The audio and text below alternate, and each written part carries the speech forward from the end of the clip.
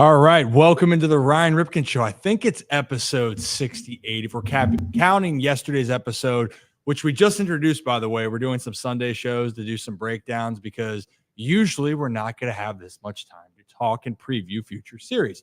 But guess what? We're keeping our Monday shows and we're going to keep it rocking and rolling. What we have in store for you today, well, first off, Ollie's in the building. So if you hear any squeaky toys, it's not Rocco, it's not Zach, it's just my pup having a good time. But we are going to talk about the historic start for the Orioles pitchers. Dean Kremer's on the mound for Baltimore tonight. We're going to go around the AL East and talk a little bit about what's going on outside of Baltimore. And then why don't we take a trip down to the farm, because who doesn't want to know what's going on specifically down in AAA? A lot has been buzzing. And then we'll get into some polls and we'll talk a little bit of college basketball. My bracket is absolutely shattered.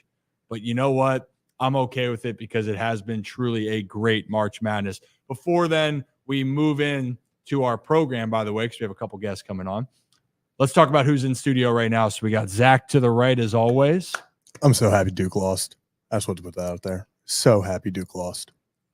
It just makes the tournament better when Duke loses. I really do think it's you're not alone with that thought process. And we have Rocco DeSangro finally back in studio. We don't agree on much, but I would absolutely agree. It's just better for the world when Duke loses. So much hatred towards that basketball team, the program. It's better when they're not in the tournament. Yeah. Yeah. I also do want to put out there, just because they won't say it, Rocco and Ryan completely match from head to toe at the moment. I mean, head to toe. No, and Ryan Ryan wore the exact same hat in too. So like when they leave, it is head to toe, the exact same outfit. Didn't we talk about having a wardrobe and having an outfit? Brad knows about this. And speaking of Brad, he's behind the scenes tonight for everything. Brad, how we doing? What's up, fellas? I also wanted to, since we're talking about Duke, fuck Rocco for first. Whoa. Yeah, I can't believe that. Unbelievable. 2% of the entire country had NC State in the Final Four, and Rocco DeSangro has Final Four and is now like winning our March Madness bracket just because of that pick. Yeah. Well, but I actually, you know what? I do appreciate Rocco not gloating about it. There's only one person I'm going to gloat to about it, and it's Joe, because his like bracket was named like Joe's bracket, Rocco sucks, and he's in like 172nd place out of 175 brackets. So it's like, it's great. It's a great feeling. So if I do win the bracket, obviously I can't kind of reap those benefits, can I, Rip? Because I'm technically an employee of your company. Well, no. Someone else will get it, but as long as it's not Joe, I'm kind of happy. Well, okay. So for those that know, we're doing the Ryan Ripken Show, and the winner of the bracket challenge is getting a $200 gift card to the Iron Rooster to get all the brunch that you want. Also, by the way, Kyle was trying to, with the Iron Rooster, was trying to make fun of me today with the Ryan Roostart. Ollie was furious about the April Fool's joke. But you know what, guys? We're talking about Duke and whatnot. There is somebody else that we have waiting who is also not a fan of the Duke Blue Devils, but he's also a huge fan of the Baltimore Orioles. You might see him around Pickles. You might see him on the Exit 52 podcast. He might be a puddle somewhere, depending on the day. But he's with us tonight because, unfortunately, he's not going down to the game. Shocking. I'm sorry. But let's bring on Eric Barstool RDT. Where is he? Is he hiding back there? 2 out of 3 RDT. How are we doing? 2 out of 3. Good. We're good. And again, I told you earlier I had tickets. I couldn't find anyone to go, and the weather was looking a little dreary. And I had a big lunch, and I was like, you know what? Maybe I'll just lay down after work. Maybe I don't have to go to every single game I can. So I decided to take this one off. We're gonna hopefully win some money from the couch tonight, watching the boys take on the Royals. So win some money from the couch. So does that mean there's money on the boys? Oh, always money on the boys. Money in the banana stand. There's always money on the boys. You can guarantee that if anyone picked up that Arrested Development line. Low key, like, great series, by the way. Great show, great series. So good. It's also, so do you want to comment on at all about the Duke Blue Devils? I know you have a special place somewhere, not in your heart, for that team. Yeah, I mean, I'll comment on it. It really, you know what? You hate to see it. You really, really do. And like Rocco and Zach were saying, it's just anytime America wins when Duke loses. Like My Yes. dad's not a college basketball fan, but yesterday with 7 minutes left in the game, and I went in, I got him. We were here for Easter, and I go, hey, Dad, Duke's down 6 with 7 minutes left. And he's like, all right, I'll come watch it now. I'll come up and get it. And again, this guy does not like college basketball, but he's like, yeah, I can watch Duke lose. So it's just, even on a dreary day like this, anytime Duke loses, there's a little bit of sunshine peeking through. Yeah, I think honestly, like it's like a tale as old as time now, at least in the last few decades. It's that everyone seems to unite when Duke loses. I think hated Duke more when I was younger, just because JJ Redick was like the epitome of Duke. Yeah. But like I've learned to like actually I like JJ. At the time though, he was like public enemy number one. Yep. Like and we needed all of the Maryland Terps, specifically like Nick Kaner medley, to save the Terps and save everyone from the Duke dynasty. Good times. Let's talk a little bit about some baseball. Opening day, opening weekend was great. And actually, we'll start it off with this. We were discussing here pitching.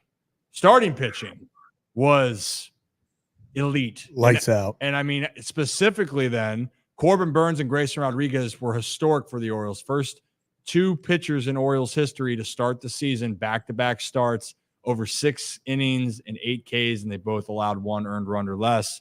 I mean, Eric, I know I saw you briefly. I know we only got like a quick hey, but overall, your impression of this starting rotation and Corbin Burnes was as great as advertised. I do want to apologize to anyone who was sitting around me in section 92 on opening day, because I just kept muttering to myself, I can't believe he's an Oriole. And I just, after every pitch, I was like, I cannot believe this guy's an Oriole. Like, we have waited and waited and waited. And we've seen little flashes here. We've seen Eric Bedard, and we've seen, there was a run in like 2013 maybe, or whatever. They got Scott Feldman and they had all those guys where like Feldman had a great game, and then Miguel Gonzalez put a great game together, and they strung like 4 or 5 like fantastic starts in a row like that together. But Daniel Cabrera, we've seen stuff from, Bundy, Gossman, all these guys. This is what Corbin Burnes is expected to do every night. Like, this is just kind of who he is as a pitcher. So like, while it was awesome for us, like, I don't believe that was like a flash in the pan start. Like, again, I kind of expect to see that from him every time out. And hopefully that's what we're going to get with Grayson too, who followed that up, just as well as Corbin did on Saturday with an awesome. And I love the fire you see from Grayson yelling into his mitt. Tyler Wells was showing emotion yesterday. I love that stuff. And then what I loved even more was what Grayson said after the game, when he was like, oh yeah, like I was walking in the dugout and Corbin was talking trash to me, being like, I struck out 11, or, something about the Ks or whatever. It's like, that's what fires me up. Like, I love that so much. So that's the kind of attitude I want my pitchers to have. And it seems like they've got it. We begged and pleaded for Bulldogs in Baltimore. They have 2 legitimate Bulldogs now on the mound, and Grayson and Burnes. And then again, whatever happens with Bradish, I put him in that Bulldog category as well, but that's a conversation for a different day. I'm just worried about what we have right now. So I cannot get enough of Corbin and Grayson. Yeah, I think the rest of Birdland. We're having another friend of the show coming on tonight. Kyle Corwin does the 3-0 take, him and Nate. And Kyle actually, so we're going to talk about it later. Kyle sent me a trade in fantasy baseball. He goes, the guy wanted to give him Mike Trout and somebody else. And it was the other player. They're both stars, like studs, but it was for Gunnar Henderson and Grayson Rodriguez. And I'm like, no chance. Don't do it. Don't you do it. And he didn't do it. And I think Grayson has the sneakiness to be a top pitcher this year. And I'm really excited about that, what that can be for the Orioles. Rock, what you got? Yeah, what's going on, Eric? Thanks for joining the show, man. When David Rubenstein took over, I mean, even before he took over as the control person for the O's, you were one of the people beating the drum when that report originally came out about him potentially buying the team. And it was really cool to see just the reaction that he got. And when it was official on opening day, I mean, even before, it was pretty cool. He talks a lot about the next chapter. And, Mike Elias talked about the next chapter at all. For this fan base, for you, someone who's been through the ups and the downs of the Baltimore Orioles, what do you think this means for Birdland just overall, the next chapter? It just feels like a sense of relief and like like it just allowed everyone to kind of take this deep breath because again, me, everyone else in the room, everyone on the program, like we've heard it for years. We, going back to Manny, now to Gunnar and Grayson and Adley, is every time we talk about them on social media or with friends or out at a bar or at a game, there's always a Yankee fan or there's a Red Sox fan who goes, they're not going to pay. Look who your owner is. We know you're not going to keep them. And back then it was kind of like, yeah, we don't. Sure, I don't really have an answer back to that because you're probably right. Now, again, this new chapter, turning the page, everything just seems different. From I know some of the ushers and guys down at the stadium, from them walking into to their locker on Thursday with a note from the Rubenstein and the other owners, a pin for their jackets and stuff like that. Things just seem different, and it's for the better. It's everything is different, but it's better now. So again, I don't know how that can't fire you up. And I've said this on a couple shows, but it reminds me of the scene in Forrest Gump when they're walking through Vietnam and it's dumping rain. And then out of nowhere, it just stops. And he just said, I think he says that. He goes, and then one day it just stopped raining. And like that's don't worry about what happens the rest of the scene when they get ambushed and attacked and Lieutenant Dan loses his legs and Bubba dies and everything. Don't just forget about that part. Just focus on the rain stopping. And that's what I consider it. Like, again, Peter had a great run as owner in the early 90s, into the 2000s. He spent money, but there's no doubt that when John when John took over, things took a nosedive, and he did a great job hiring Elias and letting him do all that. But we just don't have to worry about the off the field stuff anymore. You don't have to worry about an 8 a.m. article in the New York Times about why he can't pay Adley Rutschman after he goes 5 for 5 on opening day like we got last year and all that. So just a fresh. It's just a fresh start. That's what it is. New chapter, fresh start, whatever you want to call it. I'm just so excited for it. So, well put. So for people to understand now, when you go watch Forrest Gump, stop the movie right when the rain stops. Yeah, there's nothing else you need to do after that. Yeah, just forget that scene happened afterwards. Forget the rest of all the disaster that happens after that scene. But also too, the vibes with the ownership. I want to touch on that. Like Michael Arrighetti's out there buying shots or beers. And I think Cedric Mullins, they like hit the home run during the process of it. I mean, it really was like a storybook movie type sense around the yard on opening day. And I mean, it embodies it. You're right. I think this next chapter can look in a lot of different ways. I still ask David if he wants to change his mind on having Cal back in the fold. I thought that was a terrible mistake, but who am I to judge? Who am I to make those choices? But we'll leave it at that. Zach, what you got? Yeah, I don't want to, kill the vibe, obviously. First off, Eric, thanks for joining. But I guess I'll take a little bit of a different approach. I think, it feels great. The reason I know baseball is back is because the second the lineup gets put out, everyone freaks out. It's the Monday morning absolute freak out, sky is falling because Colton Cowser is not in the lineup. Where is your panic meter on Colton Cowser 4 games in, and unless something changes in the next hour, no starts? Negative 74.5.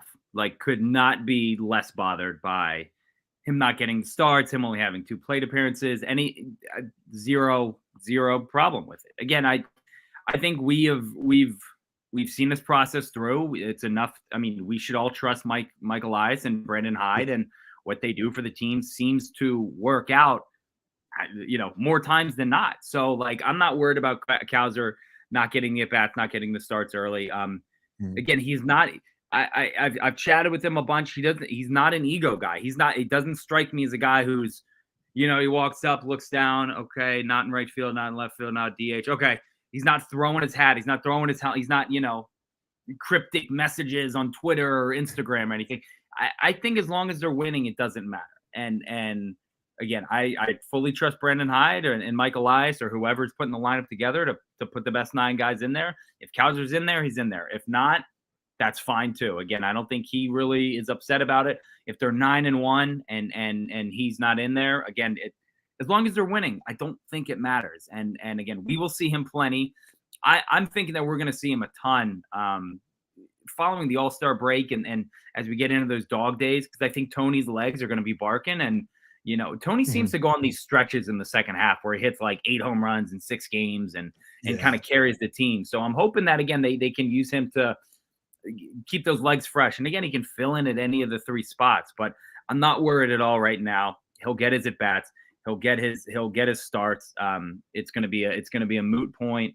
And again, we'll kind of just go from there, but I'm not worried about that or the lineup or anything like that at all. I also don't have the energy to. I'm still just, I'm just so jacked up that baseball's back. I don't have the time to like be mad and pissy about a lineup that's probably going to change when a lefty comes in or something like that.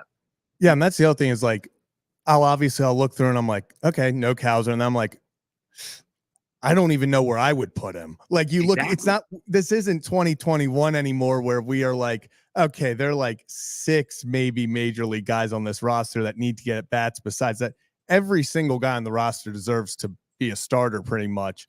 And so it's hard. When you have that much talent, there are going to be guys that we unfortunately can't bat 13.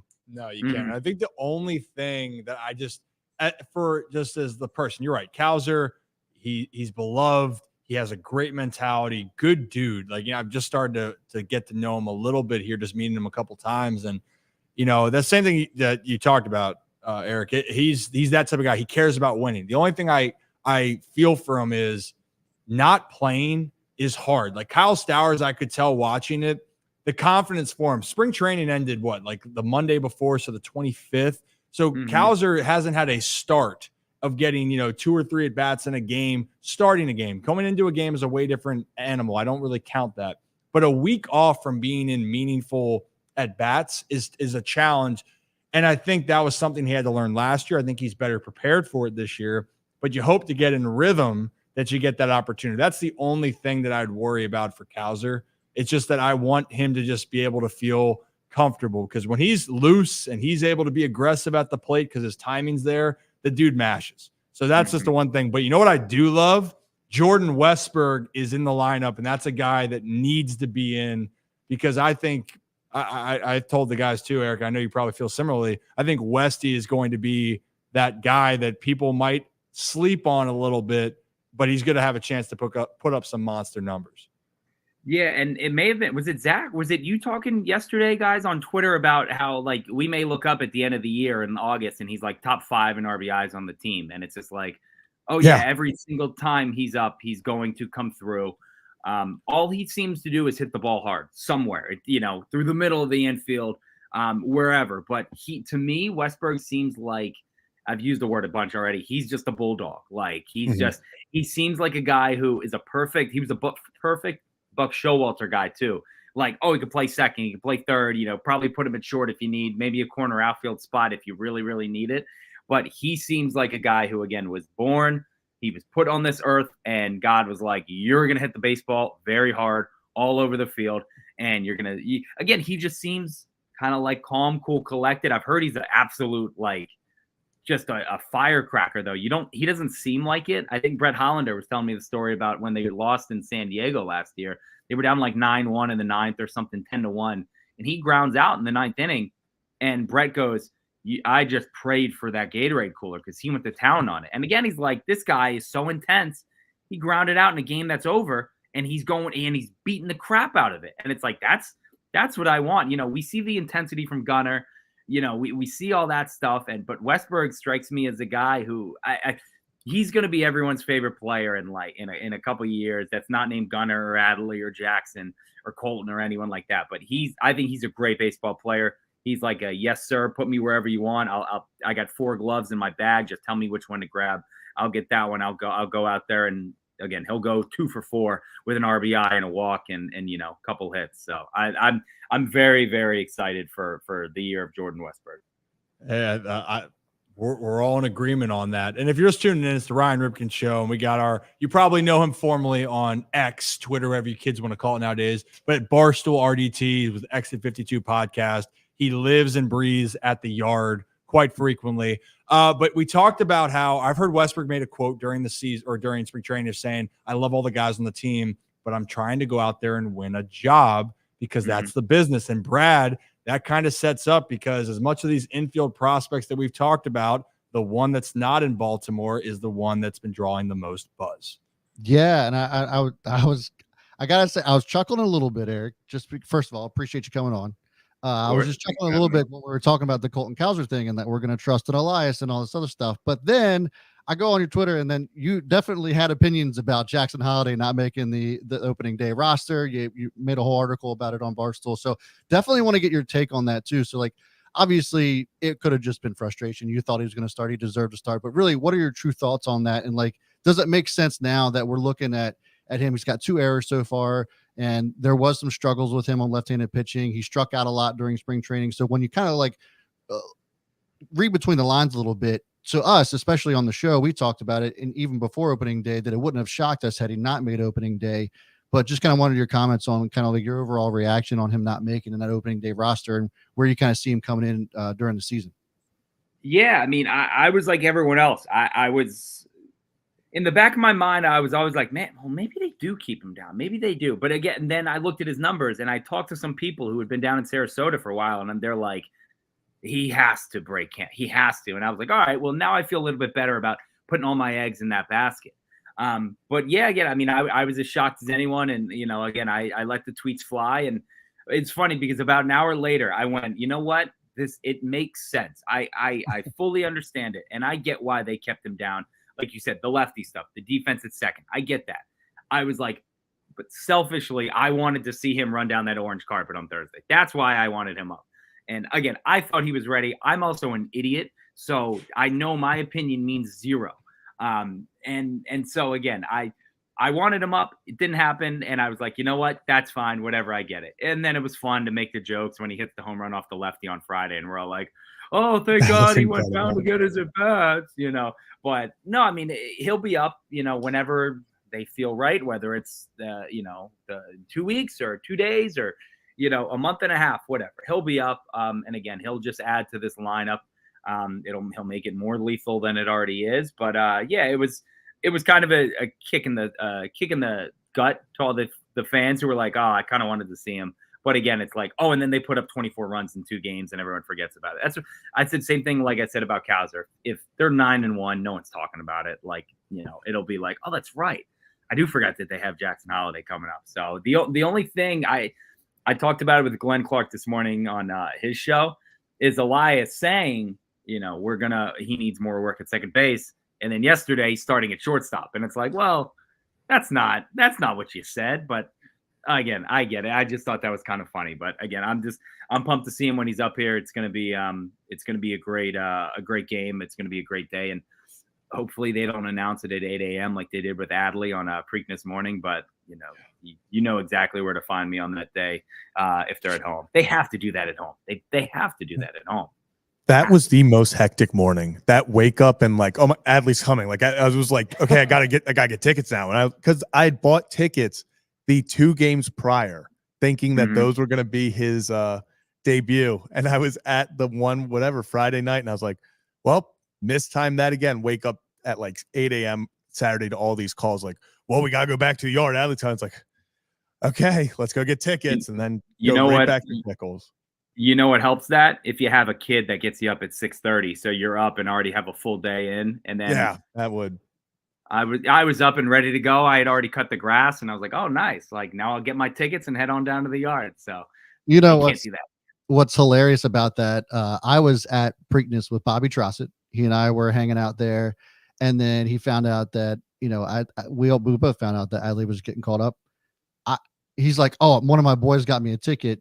Didn't bother with me. He was like, listen, bro, I got to go. He left me with his family to watch the race. His whole family helped me bet on a horse. I won money. So like, is what it is. But like, I was just chilling with Bobby Trossett's family while he's at the baseball game. So that was a hilarious day for sure.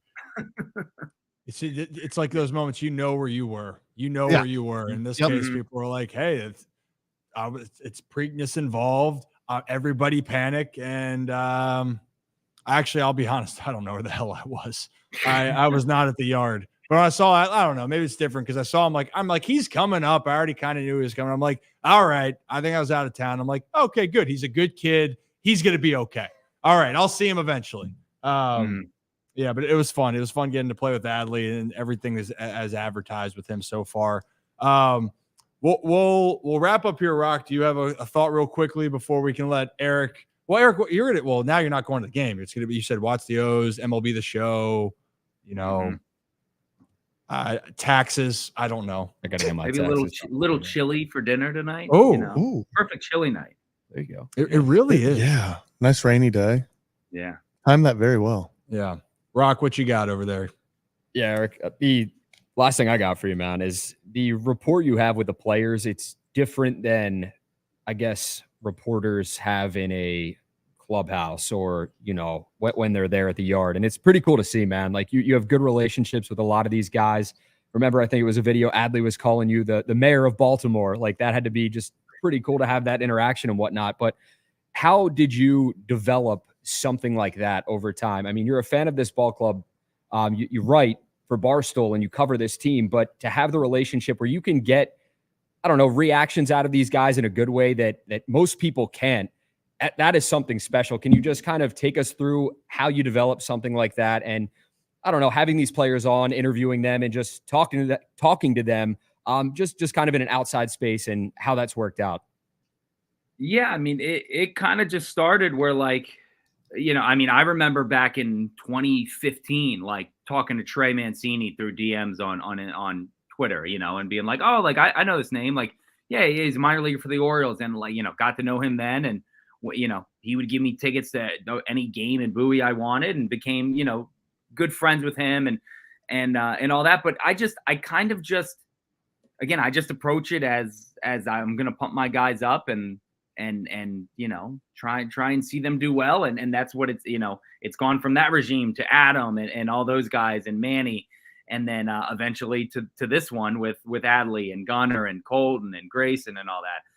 But again, I just introduce myself on social media just like anybody else. If I get a follow, I shoot them a DM. Hey man, appreciate the follow. Can't wait to watch you this year. Going to be a good time. And then it just kind of goes from there. And again, I try not to be too negative. I've been negative in the past, but never really towards any of the players or anything like that. There's a couple, but I try and just, I don't know. I don't really sugarcoat things. Yeah. But then, again, like the Adley stuff was always cool. I mean, that was just, I was giving him a hard time the whole night out at that bar that at Checker Spot we were at, but it was that was a cool event. Then, next thing we know, Adley's like, where are we going tonight? And it's me and DL and Vavra and Grayson and Heston and Vespi and all these guys. And that turned into a really, really cool, fun night. But they're just, I just always talk to them like they're normal people. Like I've, Ryan, I'm sure. And I mean, all you guys have interacted and talked with celebrities, athletes, musicians, whoever. It's just like I have friends who anytime they see someone like from TV, they're like, oh my God, that's Jeremy Kahn from 105.7. I can't go talk to him. And I'm like, go up and talk to him. Go smack his butt. Like, I guarantee you'll smack his butt. Like, just like go talk to them like a normal person, and they won't like, my buddy's like, you never ask for pictures or autographs. It's like, yeah, because I don't, that's the exact thing that turns people off. Like, you don't treat them like a normal person. Nobody does that for Rocco DeSangro. I guarantee you. I will ask for a picture with Rocco. Oh, my guy. Appreciate that, Eric. You might be the first and only person ever. No, I'm sorry. Also, don't ask Dean Kremer. Don't ask Dean Kremer on the first day at throw spring training. Hey, Dean, why is your velo down like a mile or 2 miles? I didn't do that. I know you didn't. I'm saying somebody did, not you, Rock. You were going to ask some other dumb question, but why do you always give up home runs in the first inning, Dean? Why I didn't say that. So, okay. Eric, continue. I'm sorry. Yeah, I didn't mean to cut you off. No, you're good. Again, I've always approached it like that. You treat them like normal people, talk to them like normal people. And even like when we do the interviews and stuff, like I always just try and keep it casual, like not like Adley, tell us about the clubhouse, tell us about this at that. It's more just like, again, like the last time we had him on, it was him and I like cracking up, giggling like schoolgirls talking about, I think you should leave for an hour and a half. Like, great show. It's just such a good show. The best. And but again, it's like those and Ryan, like you get asked those questions and you kind of like, all right, I can just talk to them now. And like, I don't have to think about how I'm going to word this answer, because if I say this wrong or, blah, blah, blah, then it's going to turn into a quote or something like that. For me, again, I just want to talk to them like it's my buddy and we're sitting at a bar watching a game, as opposed to like, what were you thinking on a 3-1 fastball or this or that? Yeah. So you just seem to get better answers and better relationships, if you're kind of just chopping it up with them. So that's always how I've gone into it. I talk to them just like I talk to Ryan or Zach or Jeremy Kahn out when I see him. So it's just keep it easy with him. No, absolutely. And that's something special to have, man. When we had Tyler Wells on, actually, it was hilarious. He brought up your tweet of the Adley sitting in the shower after they all went out and celebrated. And he was like, he's like, I saw that tweet and I was showing everybody, like we all saw it. So, I mean, it is hilarious, like the stuff you put out, man. But like, also you cover the team really well. So it's awesome to see. Thank you. Tyler, I almost got, again, not a negative tweet, but last year, I did the event with Tyler at Jimmy's last year before the All-Star break. But obviously, when Grayson didn't make the team last year, I think everyone was, again, like Jackson, kind of riled up. And I tweeted, and I said, you can't tell me that Tyler Wells helps this team more right now than Grayson would in the rotation. And I was fired up because I thought that he was better in the bullpen. Wells was going into last year. And then so again, as we're leading up to doing that event, I'm getting tagged in it, and people are tagging Tyler, being like, "Oh man, this is the guy that you're going to let interview." So the first thing I did when I met Tyler Wells was, first off, I went like this. I looked up, I was like, "Hey man," I was like, "Yeah, my fault. Like, listen, I call it like I see it. I thought Grace, I was like, no offense to you, that was just me talking." And he was like, "I hear you." He's like, "Believe me, you weren't the only one. I saw them all, and I'm keeping receipts." And I was like, "Good, I love that." So now we're friends and everything's good. That's awesome. That's awesome. How you can, how guys react like that versus like never talking to you again and kind of shunning you. So that's great to hear that Wells was actually receptive and was like, "All right, we're good." So he could have put me in a trash can if he wanted to, and he didn't. So shout out to him. Yeah, shout out to Tyler. What a character.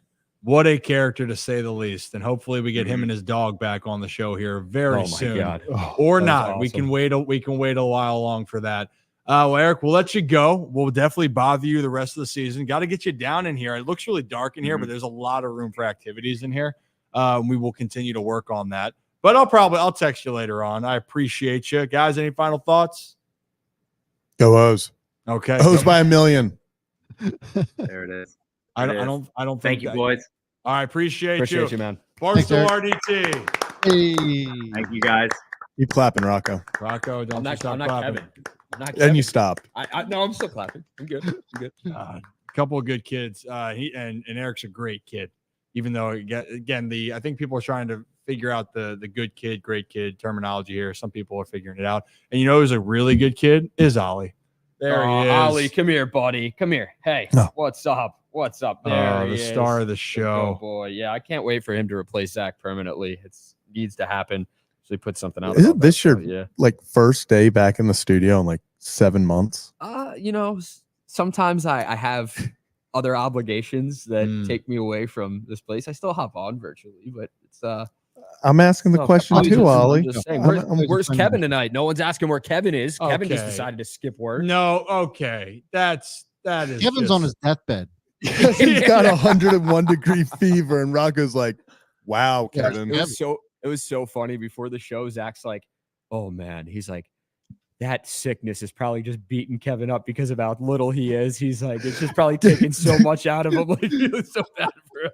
Kevin doesn't have a lot of body to fight that thing, so I know it's kicking his ass. He's got a smaller immune system than the normal person. So, what a guy. And here you guys get on me for making Kevin short jokes, and you guys are talking about him just absolutely getting annihilated by this sickness. But Kev, get some rest. You are a good kid. Love you, Kev.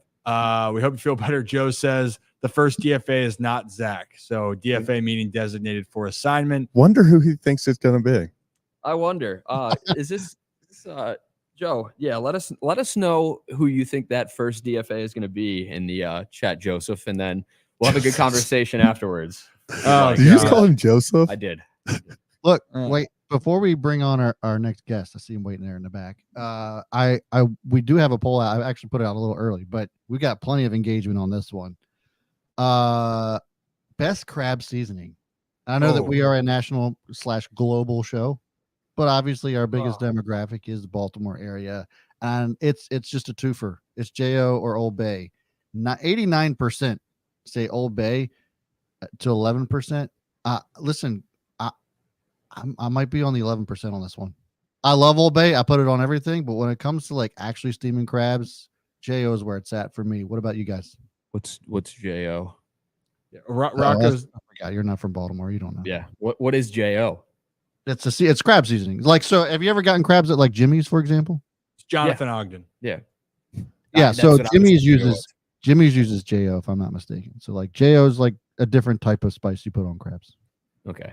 All I really know is Old Bay. So Yeah, and see, even in here, that's kind of it. I'll be honest, whatever's on it like that, I'm gonna eat it. The seasoning, if it's mainly JO, absolutely. If it's Old Bay, just give me the crabs. Give me the crabs. Give me a nice drink. A beer with crabs is nice, but a tequila with crabs is just that will change your life. there you go. Change your life. Are we surprised that Kevin actually likes Old Bay?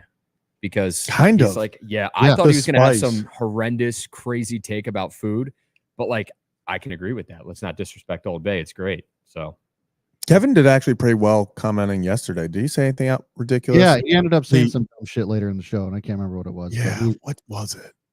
He almost went the whole show without commenting some dumb shit. Yeah, see, this is what I'm saying. Like, Jason's firing me immediately. Have you guys not had JO before on crabs? No, of course I've had it. I'm just I'm just give me the damn crab. Yeah. I'm gonna eat it. That's me. I'm now wondering if I've had JO instead of Old Bay and not known. same. Yeah. You Like have. now- Is it like the Guarantee you same? have. Is it Yeah, like no doubt kind you of have. similar seasoning to Old Bay? Yeah. Is it just So let No me doubt. let me just let you guys know. For anybody who's giving me shit, if you've been to Jimmy's Seafood and had crabs, if you've been to Mr. Bill's and had crabs over there on Eastern Avenue, way out in Dundalk, one of the best crab spots in Maryland, they both use JO. So like, I mean, Not- we're getting a lot of these right now too. Managed Yeah. a crab house for years. Crab houses use JO, not Old Bay. see, this is what I'm Oh. saying. This is what I'm Then I saying. definitely have had JO. Yeah. Okay, you guys are ridiculous. If you're from the area, you've had both. Yeah. Well, yeah. Okay. I was just putting it out there that I just had assumed that it's always been Old Bay. So Okay. that's why I immediately was just going to say Old Bay no matter what. But now thinking, I'm wondering, which I prefer. I might need a blind taste test. Rip, Yeah. you think Kyle's in the back? Like, why don't you guys shut the hell up and just bring me on? He right actually now? well, so at least he's just like I mean, sitting back there while we're understandably just- so. Yeah. Understandably so, We because just then we bring go him back and on. forth. I've never had it. Wait a minute. Have I had it? Oh, maybe Yeah, I've had it. unbelievable. Kyle's waiting man. to talk ball, and we're just having the most Maryland argument of all Exactly, time. like, what- It's just hilarious that J.O., there's J.O., people giving me, J.O.. there was people giving me like doubts as to whether or not I'm from Maryland because I went with JO. And, and they Sugar. don't even know if they've had JO at this point. So like, Okay. Well, It's what you it know what? Again, we go off the rails for a second. At least it's Maryland based, but it's the Ryan Ripken Show. We do this every Sunday, Monday, and Thursday. Hit that like and subscribe button if you're new to the channel, or follow us on X. We do this. We like to have fun. We're going to have more talk about the American League East, especially with our next guest that's coming up. He does the 3-0 Take Baseball podcast. So if you guys like baseball and you like some hot, spicy takes and also just some fun conversations, then I highly recommend that you listen to Kyle and Nate. But without further ado, and he's a really good kid, let's bring on Kyle from the 3-0 Take. Yeah, Let's get him in here. there we go.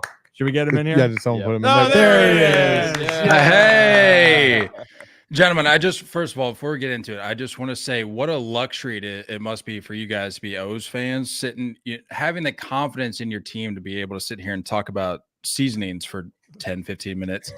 Meanwhile, I'm stressing over the last reputable arm that the Red Sox could have signed in Mike Clevenger, just going back to the White Sox of all teams. So clearly you can see we're at two different places here to start the 2024 season, but let's get into it.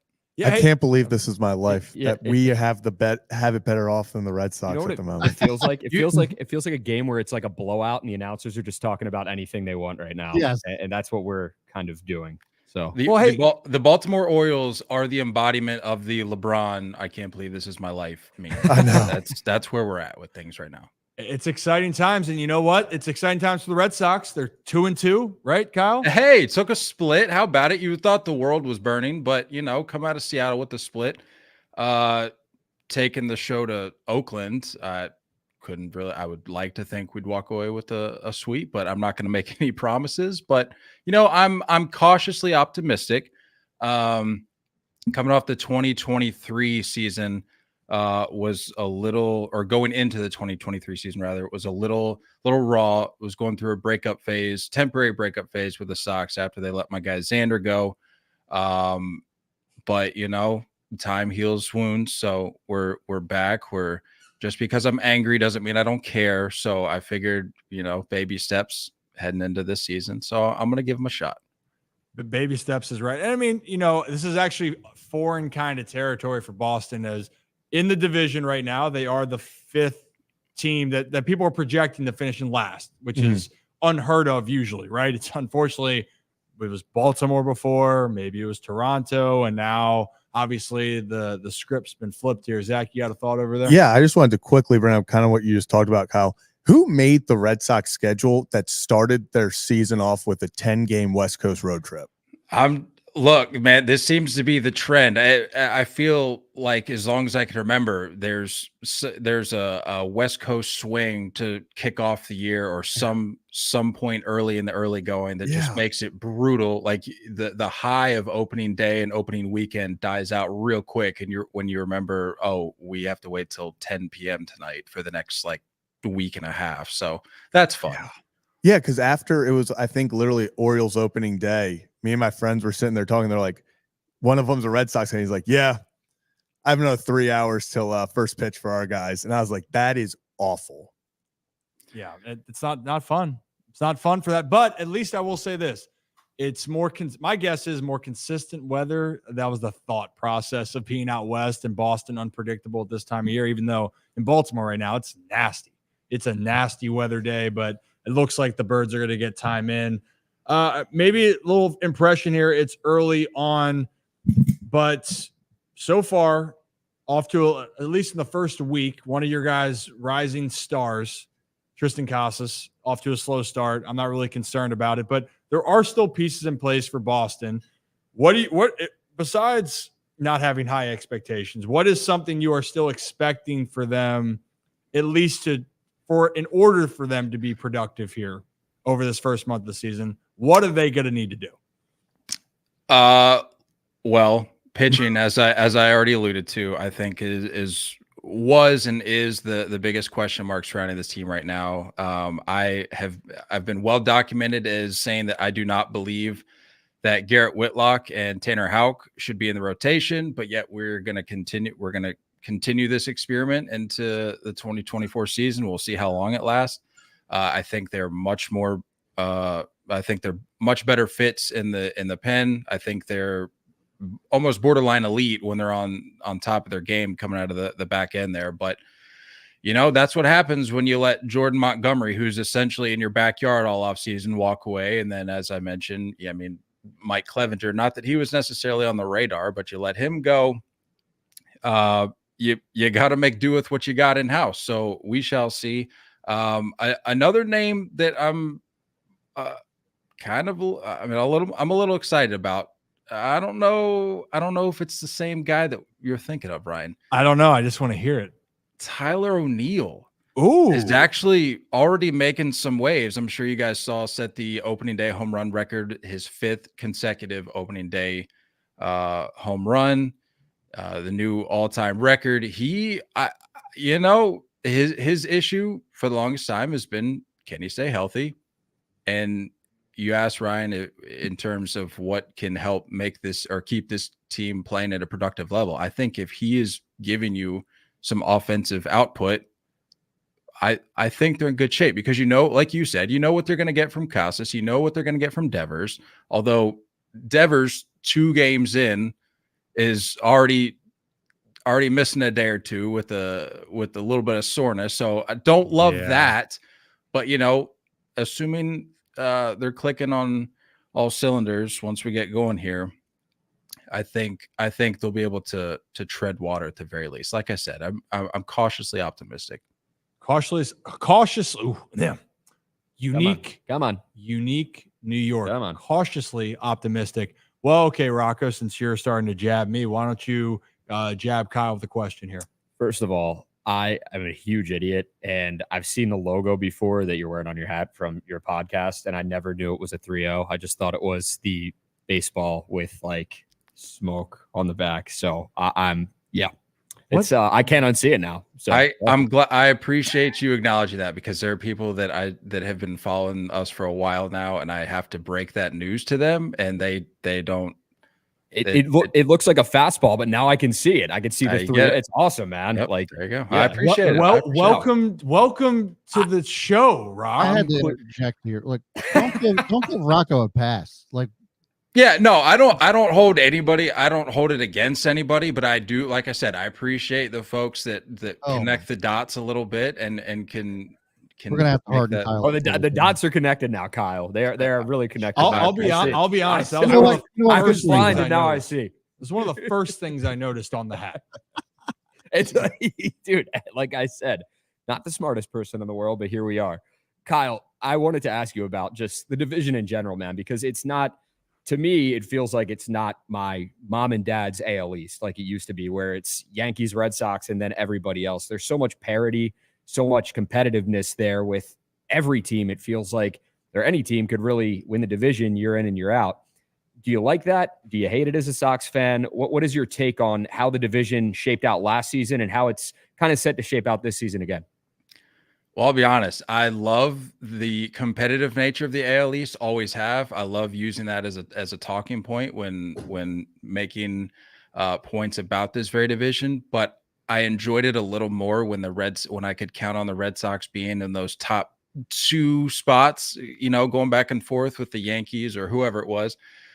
But now I'm just sitting here complimenting the competitive nature of the division, sitting in the basement. So it's come full circle. I've experienced both ends of it now, but I always say, I always have to take off the Red Sox glasses from time to time. And I have to go, is this good for baseball? And seeing the O's take should I say take the throne? Am I getting ahead of myself? Can I say the O's taking the throne right now? I mean, I won't stop. Go for it, man. Yeah, I don't think anyone in here is going to be mad about it. Yeah, I mean, I think in terms of betting odds, I think in terms of talking heads predictions, I think it's safe to say the O's are in a great position. They're in great shape. I myself have them in the World Series this year, but it's always fun to see a new team sort of rise to the top in this division. And I think the O's, given some of these names that you guys have already talked about on the show today and have been talking about really all off season, you guys are going to be in an excellent position for the next, I'm just going to go ahead and say decade. Let's just go ahead and say it. Assuming you lock up the names that you're supposed to lock up. That's key. So what you're saying is the Orioles are going to be one of the best teams? Absolutely. And my entire point to the division competitive question is I just want to be up there in the mix with you guys again. We're looking down the barrel of a 3rd straight last place finish in the AL East. So that's kind of the life we're living right now. Well, so before we're going to ask a little bit more about the rest of the AL East. And Ollie, enough of the squeaky toy. Can you hear that, Kyle? Oh, I can. Oh, you can? Hey, buddy. I'm surprised Rookie's not upstairs doing the same thing. Yeah, so so Kyle has a golden too. They need to meet. It needs to be a battle of the Goldens, and it'd be great. They're either going to be best friends or worst enemies. One of the two. We don't know yet, but probably best friends. But before we get into the rest of the AL East here, if you're new to the channel, hit that like and subscribe button. Ryan Ripken Show. We got Kyle Corwin with the 3-0 take, which you guys should follow him on Instagram. X, I think on X, your Kyle Corwin takes. And then the podcast is the 3-0 take, which I will be jumping on to mess around from time to time when Kyle and Nate will have me on. I know this would have been a good moment for Nate in this situation, but the Yankees won 4 straight in Houston. And actually, I tell people this, and you might think, oh, it's early on. And it is, but I think they just won the playoff tiebreaker against Houston, if I'm not mistaken. Is that a lie? Is that around there? Is they already won 4 games? Yeah, I feel like that would, because they would play 2 series, correct? And yeah, if one of them was a 4-game series, yeah. And maybe I'm completely wrong, but the thing I'm not wrong on is they had 3 comeback wins, and the 4th win was a go-ahead RBI by Juan Soto off of Josh Hader. Kyle, I mean, I tell people this, if you're a Yankees fan, could it have been a better start? And the bullpen has been absolutely dynamite for New York over those first 4 games. Look, Nate, unfortunately, the reason Nate couldn't be here is, well, fortunately, he got married Saturday. So it's unfortunate in that I had to go solo on the pod last night, but you're not going to believe this. I actually had, 10, 15 minutes where I was doing nothing but just complimenting the Yankees left and right. I had nothing to say. I had nothing but good things to say about the Yankees, and I specifically looked at Juan Soto. But my biggest, I don't know if concern is the right word, but the warning that I want to give to Yankees fans who are understandably so just riding incredibly high on this Juan Soto start. I mean, he's hitting like over 500, like 529. Yeah. He's hitting over 529, and I'm seeing nothing but these Yankee fans going, all right, Hal, how much are we spending on this guy and for how long? And I want to cautiously warn them that Juan Soto historically takes the dip when the calendar turns to April, and we are now here. And I just want to let them know what they should be expecting, because it's not pretty. And I just don't, I want to help them avoid flipping the script with the whole, all right, why did we go after this guy? We need to get him out of town, because they've been known to do that with guys before. So I just want them to know that ahead of time and not get too wrapped up in this incredibly hot start. So yeah, it's good. We got to pump the brakes because it's 4 days, but it is an overreaction Monday. But I tell people the Orioles last year, they were the best team in one-run games.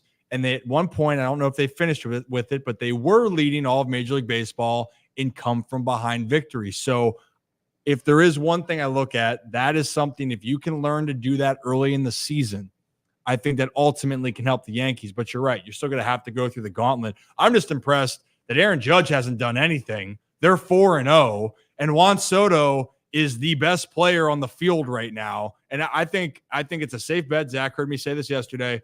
If you're gonna take a bet, who's the two players in the AL that you take for MVP? Gunnar and Juan.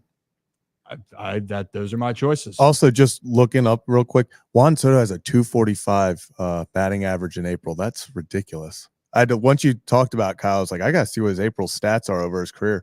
You're right. He does just randomly take a dip in April. So I've got I don't have it separated just from April. It combines March and April for some reason, but it shows him hitting 254 between March and April. And then May, he hits 299. So he's jumping from a 254 to a 299.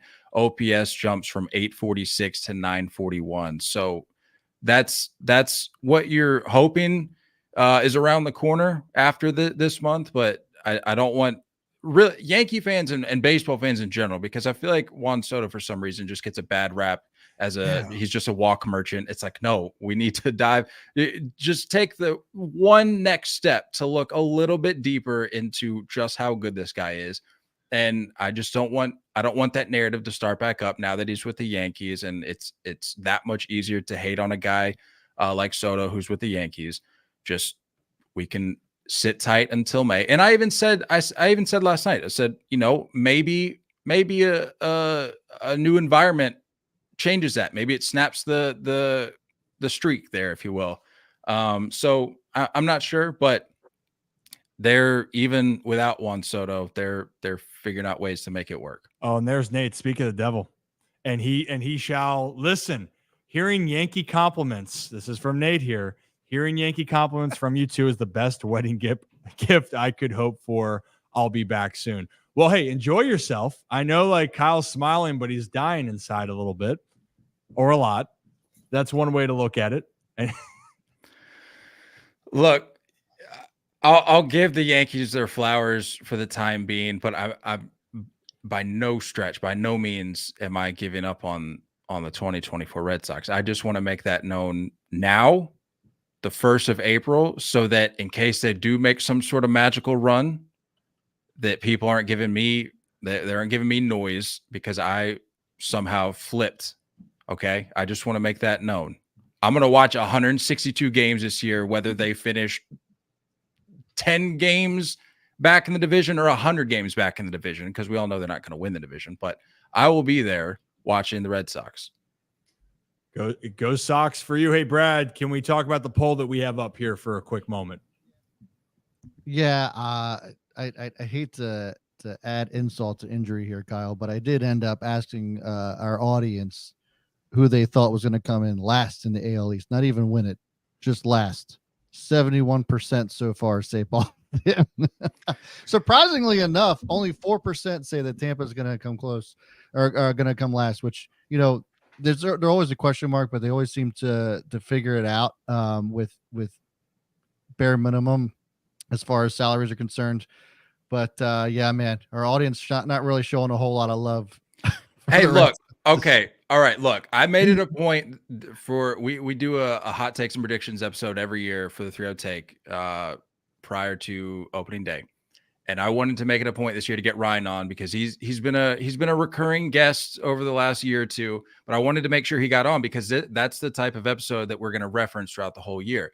And so in that episode, we go through, we break down our standings predictions, where we think each team's going to finish. And Ryan, correct me if I'm wrong, but when we got to the AL East, we all said, all right, starting from the bottom and down the line, me, you, and Nate all said Boston. We said, are we in agreement? Yep. And we moved along.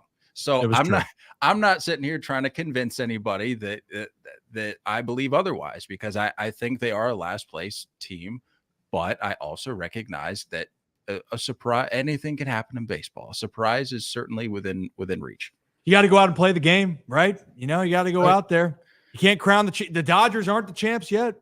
That you want to talk about a hill that I'll die on. That was referencing that episode. I said in that very episode, I said, you're a fool if you think the Dodgers are going to cakewalk to the World Series. And I say it again, that's a hill that I will die on. All these people getting caught up in the Dodgers, and to the credit of many baseball fans out there, they're kind of in agreement with me, whether that's just because they hate the Dodgers in general, or they agree with the sentiment that, like you were saying, Ryan, you got to play the games. I just don't think that it's going to be that easy of a cakewalk for them. But relating to what Mookie said, I think during spring training, or maybe even the offseason, it is going to be everybody's World Series when they play the Dodgers. We've already seen that. We saw clips going viral in spring training of teams that were playing the Dodgers. And that when has that ever happened? You don't see clips going viral in spring training. So all that to say, I agree. You got to play the games. I did see something. Maybe you guys, I don't know if you guys saw this today as well, but Yamamoto had his second outing yesterday or today, and 7-inch difference between himself and the rest of the league when it comes to his curveball. It's pretty nasty stuff. So I'm not going to say that the Dodgers is going to have a cakewalk, but damn if they're not going to be in the dance for sure when it comes down to October. Well, they got a great team, Mookie Betts, could have been a Red Sox legend, if they had extended him. Sorry, Kyle, you don't have to say way to rub it in. I do it every time, but he's doing great. And speaking of extensions, Rocco, let's play a little game with Kyle about if we're in a hypothetical world here about extensions. Yeah, absolutely. We had Eric from Barstool on earlier, and he's like, I used to sit in a bar and, go to bars and hear Red Sox and Yankees fans make fun of our fan base and say that player's never getting extended, this and that. And he'd hear from it all the time. So I want to ask you this, just as a Red Sox fan, I know you give the Orioles their flowers and you respect the hell out of the O's, but if the O's could extend one of these three players, Jackson Holliday, Adley Rutschman, Gunnar Henderson, you can only pick one. Which player, as a Sox fan, would you hate to see in Baltimore and have to face for the Red Sox in the long haul? In a perfect world, the Orioles will extend all three, but you can only pick one right now. If you would have asked me maybe like last November, I'm probably going Adley, but I tell you what, a gentleman that's sitting there right with you guys talking, Ryan Ripken has got the juices flowing on Gunnar Henderson for me. I tell you what, and not to mention, I did catch briefly. You heard that part about I was knocking trade. some things out. You mentioned I saw you mention the trade. Am I in the good graces of everyone? Like, can we get like a panel vote? Like, was that the right call? It was a trade of Mike Trout and Rafael Devers and Grayson Rodriguez and Gunnar Henderson. And I had Grayson Rodriguez and Gunnar Henderson, and I texted you, Ryan. I said, what are you thinking here? And you said, no, I wish you would have put some of the bias aside, but you said, hold on to both of these guys. And I did. Taking the bias aside, I think that Gunnar Henderson is an MVP candidate, top MVP candidate, and I think Grayson Rodriguez is going to be an all-star this year. Yeah, I mean, guys, maybe thoughts? Keeper league, or is it just a yearly league? And just a yearly league. Yeah, okay. I mean, like you were saying, Ryan, the Gunnar wasn't the question mark for me. It was really, is Grayson Rodriguez going to put up a good enough of a season to warrant me not taking those other two? Yeah, I think you're good with the team you have, man. I don't know what the rest of your team looks like, but holding on to Adley and Gunnar and Grayson, I think that was the right move right there. I mean, they could have really fantastic seasons this year.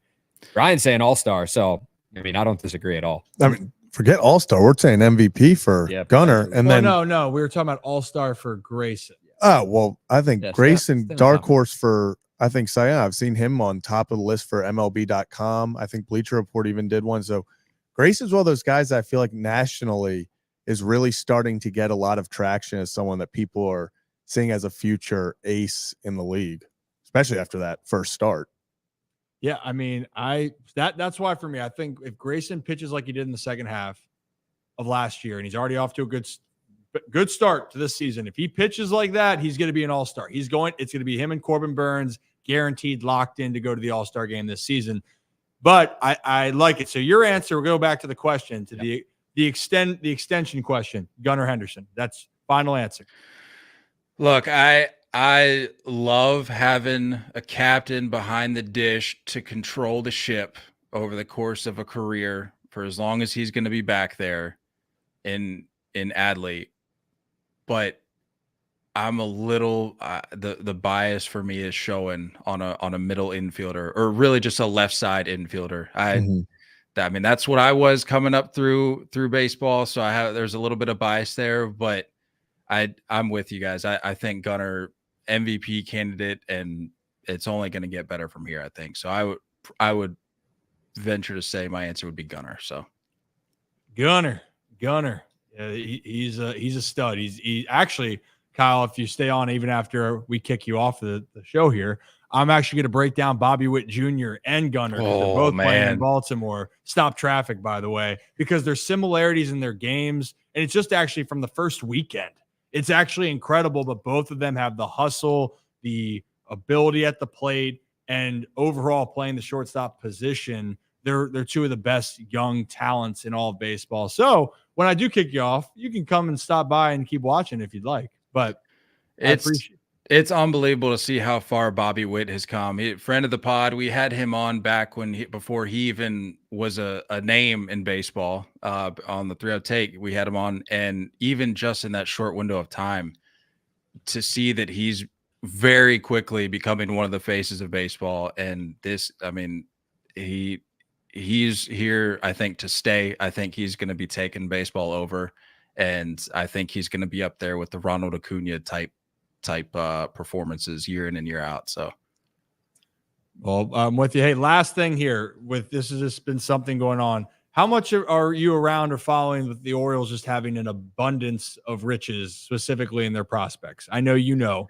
Dude, I think I shouted you guys out on the pod last night, and this is the first year I think that I've had access to this much Orioles content from people that I trust. I love what you all are doing. I know you guys are in the trenches. You guys are on here talking multiple times a week. So you guys obviously know what you're talking about.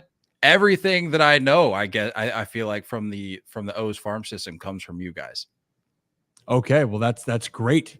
So you're telling us that we sometimes can be reliable sources, including Rocco and Zach.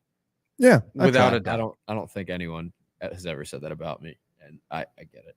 It's okay. You're a good kid. They're learning good kid really quickly. And you know who did the stamp of approval? Good kid, Mr. Kyle Corwin. So if you see that tweet out there, it's this guy, the man, the myth, the one that has the 3-0 take hat. You keep leaving off legend. What? This is like the third time you've done that. It's like the man, the myth, the legend, but you keep leaving off legend. You just say the man. I've the heard myth. that in previous shows, Ryan. We need to.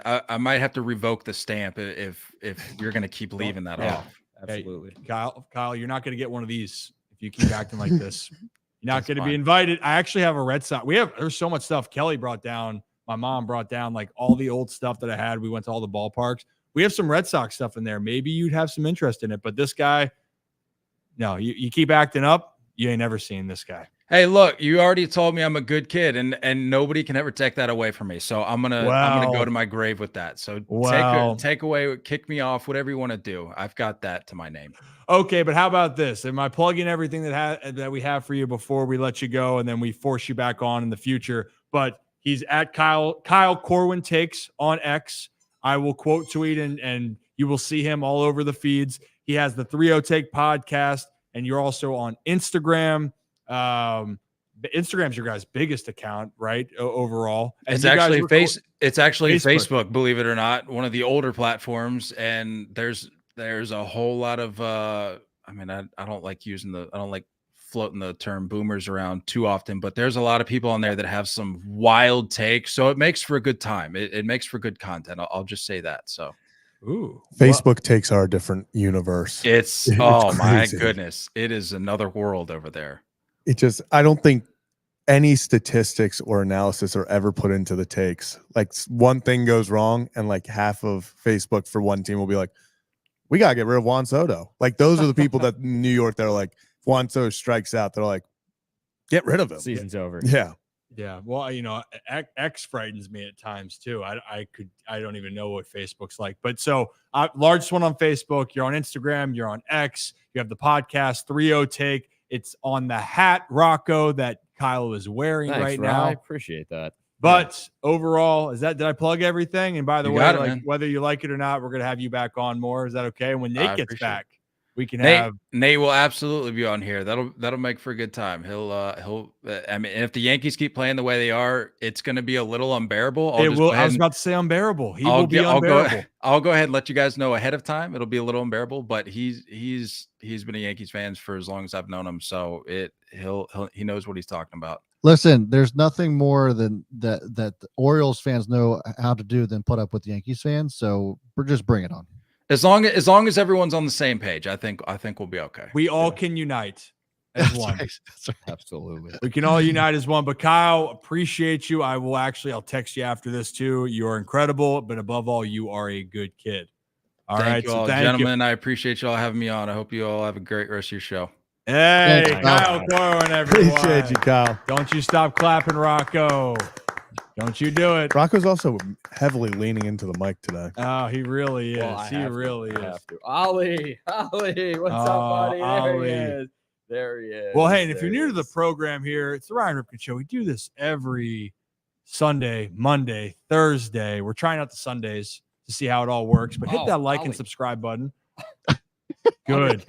Over here. Get him. Just smacking. Hey, why didn't we have that guy on sooner? Yeah, I told you Kyle's great. I told you he's great, and he loves his baseball. He follows it intently, and him and Nate will give us a great pulse on what's going on, specifically Red Sox and Yankees, but they follow baseball through and through. So you guys should check them out. And also we got to shout out our guy Don, as always. Don, what a legend. The man, the myth, the legend. That's how you got to say it. Oh, wow. You look way better with Ollie. Oh, my goodness. Hey, what's up, buddy? That's awesome. If you got, how do you not love that dog? Am I biased? You're damn right. But look at him. Who doesn't love good dog content? Oh, he's a good boy. Honestly, I mean, if you just kept the camera on Ollie the whole time and I walked out of the frame, I think the viewership would go up on this show. I agree. But Don's comment here for those that are listening, because we have it on Spotify and Apple. We put it up after the episodes are done here on YouTube.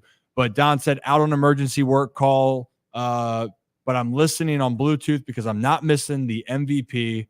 To my wife, Victoria, in chat, hi, babe. Love that. Victoria and Don, we appreciate your guys' support through all of it. Thank you so much. You guys have keep coming out and showing your love and support for us. And again, we're big on this, guys. It's a community for us. The community makes this grow. I know a lot of people have been excited about the Baltimore Orioles, and the Orioles, it looks like guys are playing tonight. Looks like the weather's holding off. And I was getting told in some comments on YouTube, well, what's going to happen? They're not going to play any games.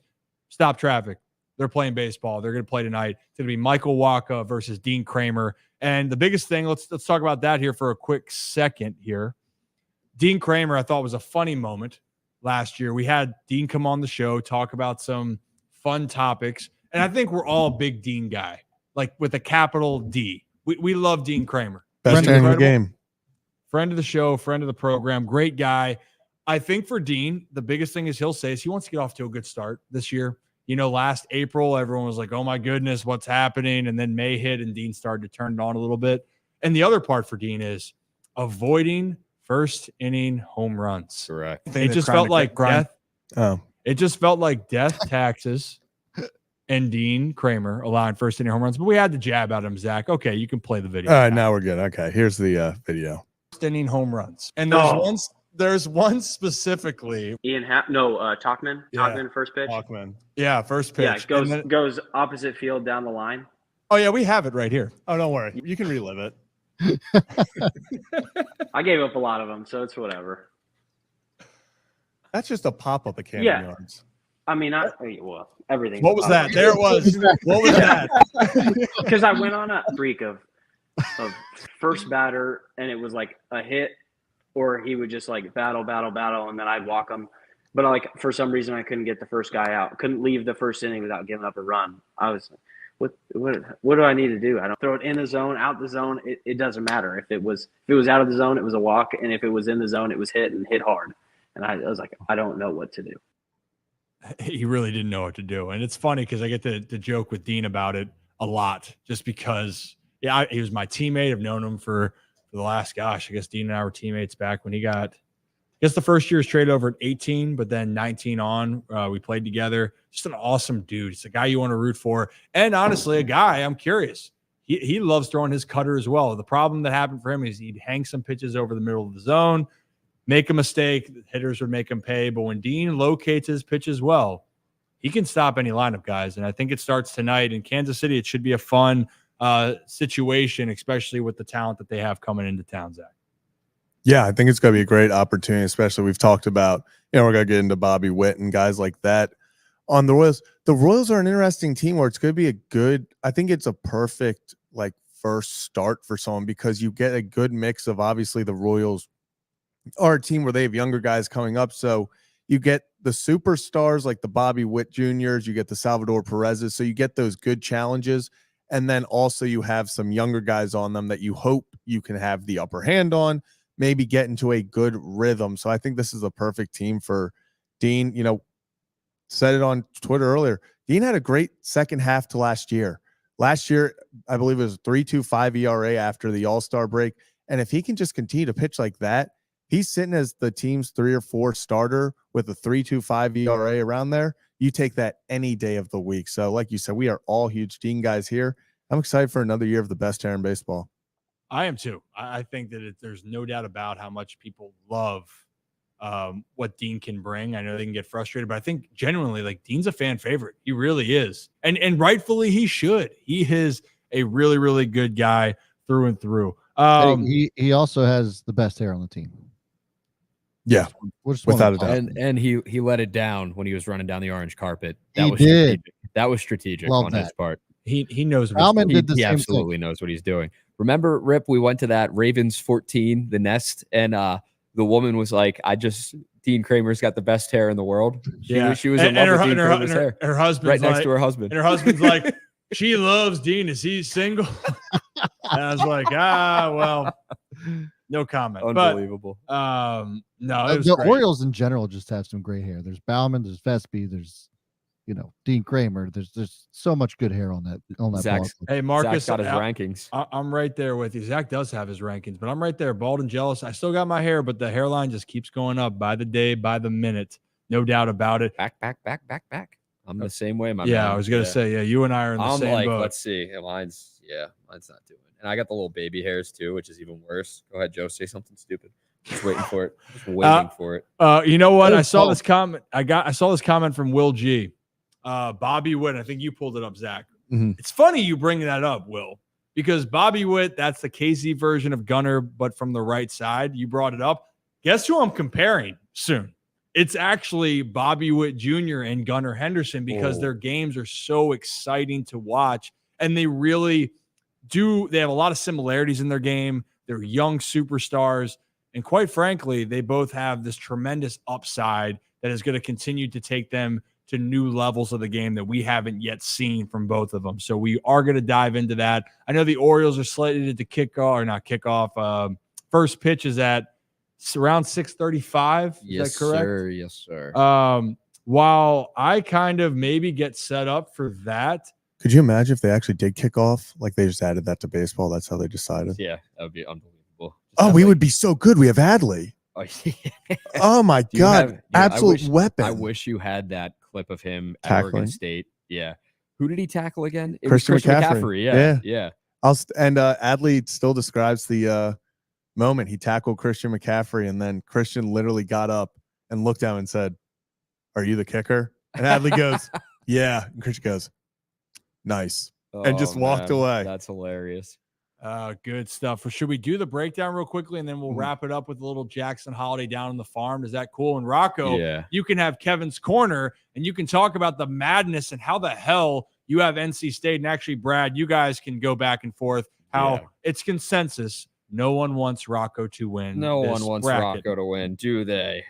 Brad, you want to join in, add yourself to the stage so we can have a nice little conversation, or I can just sit here and talk myself? I was cutting clips. No, you're good. March Madness? Yeah, we're talking about March Madness and how nobody wants me to win and how I have NC State in the Final Four. Humble brag. I'm just saying, but it is what it is. Yeah, I was about to ask you, Rocco, are you okay? Am I okay? Why? What does that mean? Because I feel like you've done some self-loathing today and you're just kind of chill. Like, it's not fun anymore. Like, we can make fun of you and then you're just like, yep, I'm a piece of shit. I know. I'm just sad, man. No, not actually. Why? No, I'm not. It's a great Monday. I'm off. It is. I'm enjoying life. I'm just having the time of my life right now. Joe's not bothering me in the chat. I know. It's just a weird day. It's just been like a weird day and it's kind of throwing me off a little bit. So I don't know.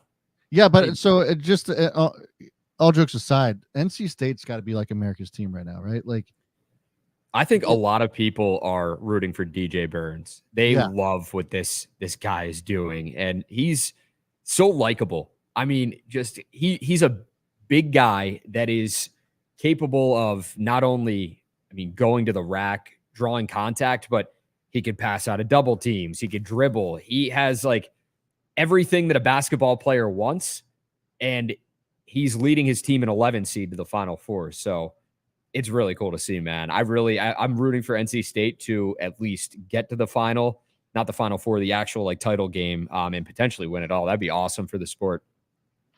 Yeah. And the crazy part is that he looks like a linebacker. Yeah, he just doesn't look like.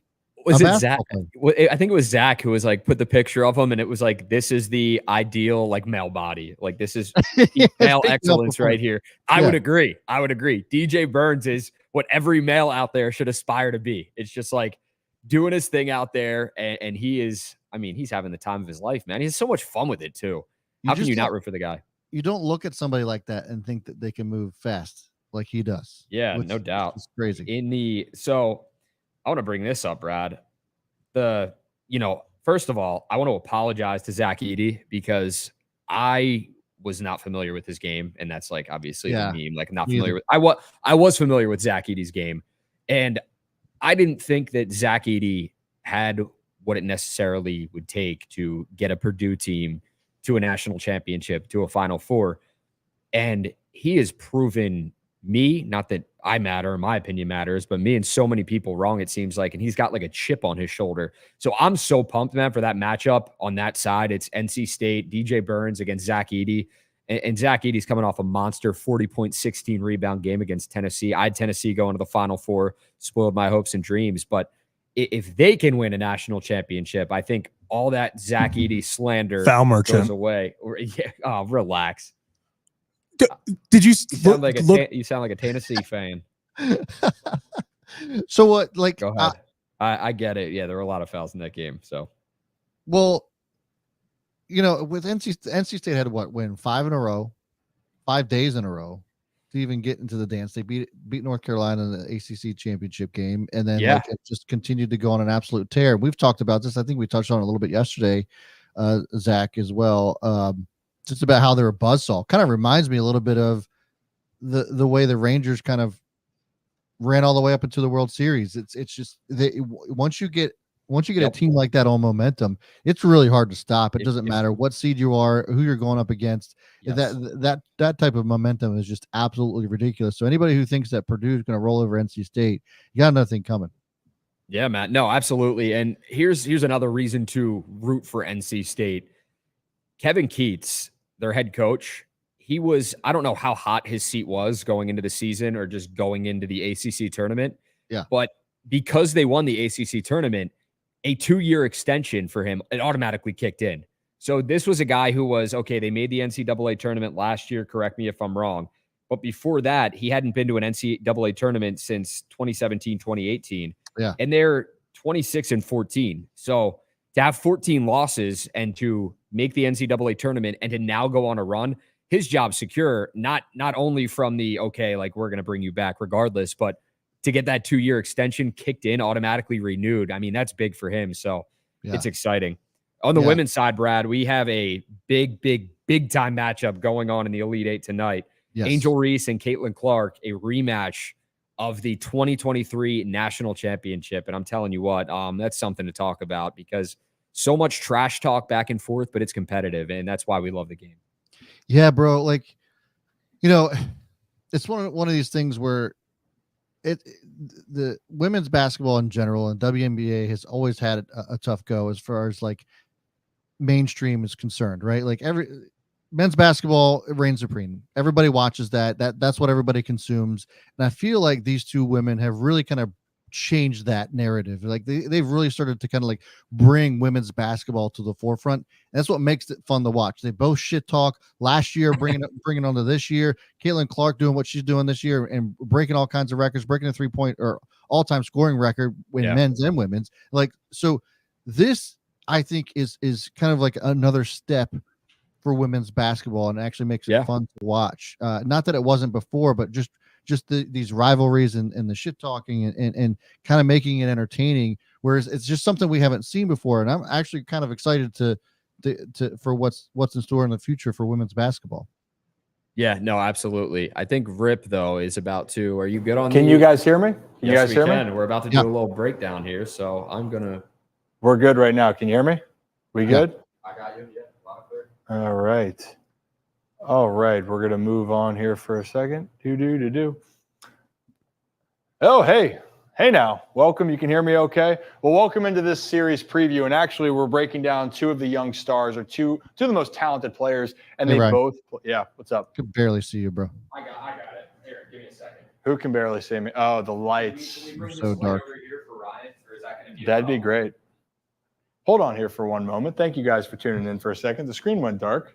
Zach, can you kind of guide this? This is live television.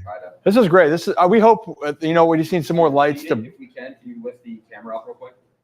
If you guys can hear Rocco, he's conducting behind the scenes. Oh boy. Oh gosh. No, because that's going to be a good spot. All right, guys. I think the camera's out now. You knocked the camera out. Somebody did. There. Oh, now we're back. Brad, why don't you hop on the screen at least for a second? Yeah, I'm gonna do that. There we go. Oh, maybe.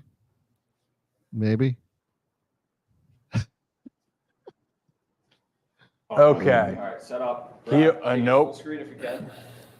All right. So while they're fixing that, I will. I'll entertain you folks.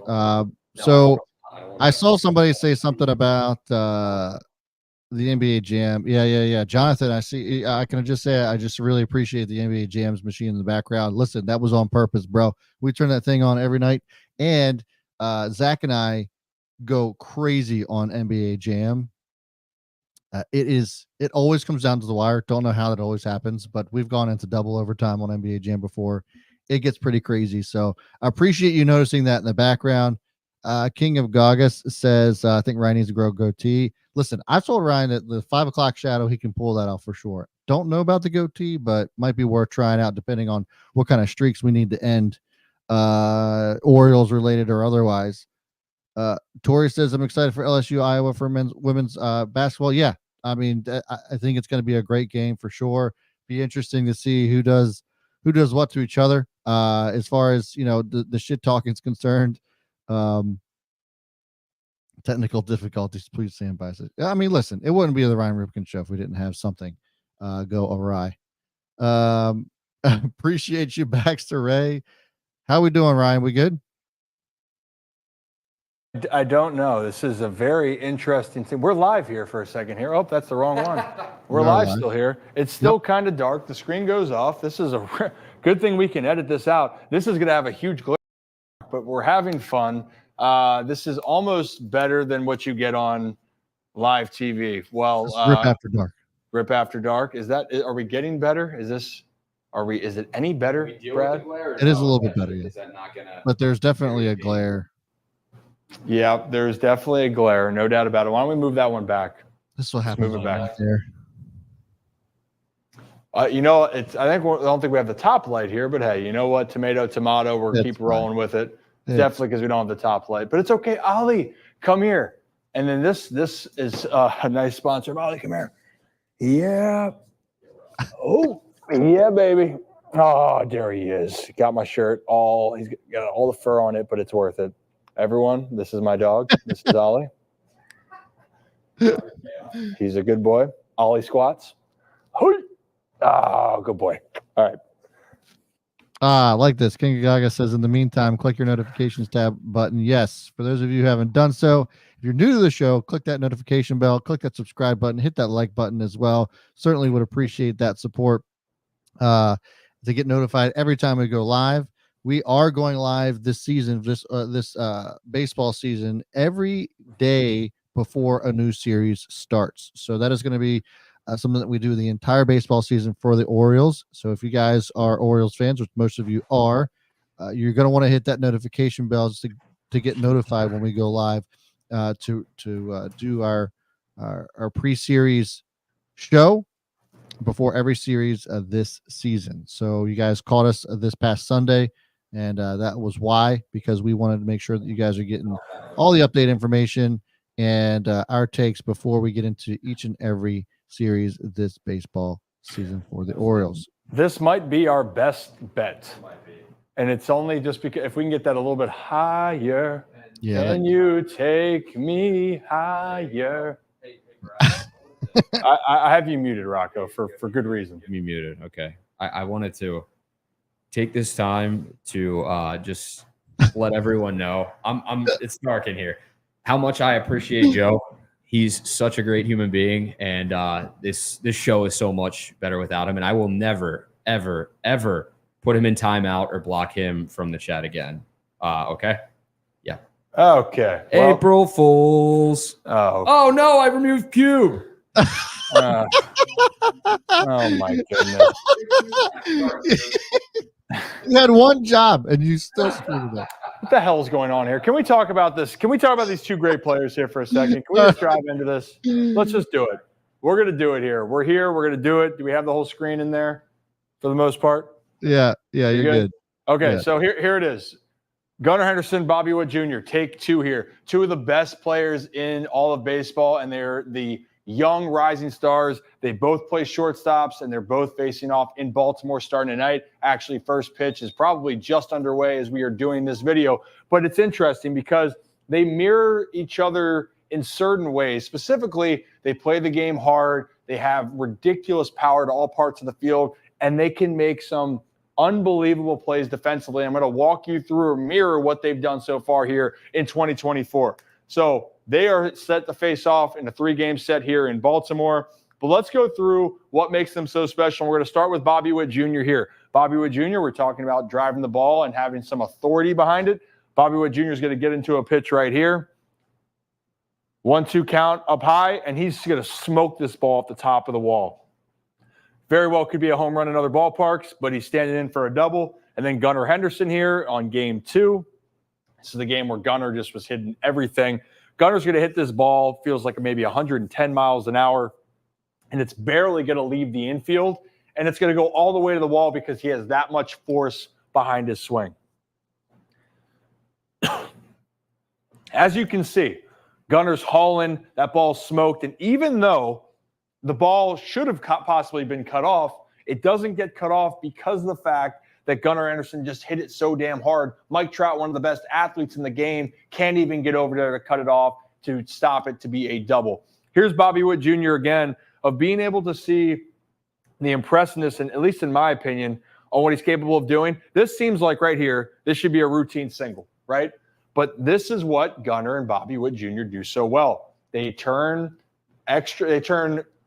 take advantage. Let me reword this for a second. Well, Bobby Witt Jr. and Gunnar Henderson, what they always do, their MO, they always run hard. And in this case, Bobby Witt Jr. is not looking just for a single and rounding the base. He's looking for extra bases. And out of the box, he's hauling. And he's going to make it to second base for a double. Again, you play the game the right way, you're going to be rewarded. Here's a situation, opening day in Baltimore. Gunnar Henderson's on first base. Adley Rutschman is swinging here. Gunnar makes an unbelievable read here on this bloop to right field. And if you watch it, Gunnar's looking right there. And he already knows that this ball is dropping down. And he's saying, you know what? I see it dropping. I trust my instincts. And I am going to just take off, and I'm going to take that extra base. Heads up base running. This actually, again, got the rally going for the Orioles, especially after the Mike Trout home run to lead off or start the game off in the top of the first inning. All right. Now, obviously, then, they both have tremendous power. There's no doubt about that. Here's Bobby Witt Jr. He's going to get a pitch low, kind of middle in, and he is going to absolutely crush this ball, not just barely getting over the center field wall. If you look closely, it's going to go over this green wall right up top. Unbelievable. And then for Gunnar Henderson here, he got fooled, I believe, on the changeup on the pitch before. 3-2 count. It's going to be low. It's going to be a ball. But guess what? Gunnar Henderson, when he feels good, can hit the ball anywhere. And he is going to absolutely crush that 94-mile-an-hour pitch. It could have been a ball 4, and he could have walked. But instead, no. We got a leadoff at the bottom of the first. Jack to right center, and Gunnar Henderson is in the home run column in 2024. Now, this is a couple of things where I think that they mirror each other as well as their defensive efforts. And this is what I wanted to kind of wrap it all in. Bobby Witt Jr. is actually a very good defensive player. He's 23 years old, and Gunnar 22. But Bobby Witt Jr., I just want you to show you his lateral movement. So this might not seem like much, but Bobby is in a good position, has good footwork, and laterally can get over and cut this ball off and make it more routine, set his feet, make a throw, get the out. You might overlook that. And then Gunnar Henderson, obviously, he made some tremendous plays on Sunday against the Angels. Here's one of them. It's a bullet right to his backside. He's going to get it, swirl around, circle. Like, honestly, that's so smooth, so easy. And he's going to get up, going to make a good throw. There it is. Well, Mountie helped him out a little bit. And then here's Bobby Witt Jr. showing off a little bit more range. Ball's hit hard. He understands who's running. Carlos Santana is not one of the fastest runners in the league. But again, extremely tough play in the hole. What's Bobby Witt Jr. do? He gets in the right position, deep in there, sets his feet, and he's got a strong arm, makes a good throw. But you know who has a stronger arm? Gunnar Henderson. That's no knock to Bobby Witt Jr. But if you watch this play on Sunday for the Angels, Gunnar lays out, and then his bazooka of an arm across the diamond here lays out. I think what's so impressive, Gunnar's a big dude. So he's almost 6'4". The fact that he can go to the ground, pick himself up, and then absolutely just gun a ball over there to get the out, bang, bang play. That's just the specialness of Gunnar Henderson. So I want to just explain to you, if you're watching the game, watch closely to these two specific players. Oriole fans, you already know what you have in Gunnar Henderson, and you can marvel at what he's going to do on a everyday occurrence. But for Bobby Witt Jr., Bobby Witt Jr. is a player that is just as talented, has just as much of an upside. And in the draft, it was 2019. The Orioles decided to take Adley Rutschman. It was the right choice. Obviously, you've seen what Adley Rutschman has done for the Baltimore Orioles. He's changed the foundation and the franchise around when he came up to Baltimore. But Kansas City got it right with Bobby Witt Jr. And with Bobby Witt Jr. at the helm or at the face of the franchise here, Kansas City Royals have their superstar. And this guy is going to go down, in my opinion, to be one of the best players, not just in baseball, but I think he can go down as being one of the best players that the game's seen. And I feel the same way about Gunnar Henderson. So if you are a baseball fan, tune into these games. We're going to have more breakdowns like this as we move forward in the season, but you enjoy the game tonight with the Royals and Orioles. Now back to, Kevin's corner sounds so much better, but here's Rocco. No, the mic broke. Oh my goodness. Anyway, all right. Well, how you guys doing? Let me put my headphones in so I can hear Brad. Brad, add yourself to the stage again, buddy. Oh. Brad, you got me? Is he there? Yeah, I there got he you. is. Yeah. How did you do that? I don't know, man. Listen, some things just happen in this seat that I can't even explain. Just it is what it is. Dean Kremer out of the first inning. Was it three outs, or is it only 2 right now? Got Bobby Witt on first after if you're not watching the O's game right now, here is the play-by-play. Garcia was safe at first on a fielding error by Ramon Arias, and Bobby Witt Jr. grounded into a fielder's choice.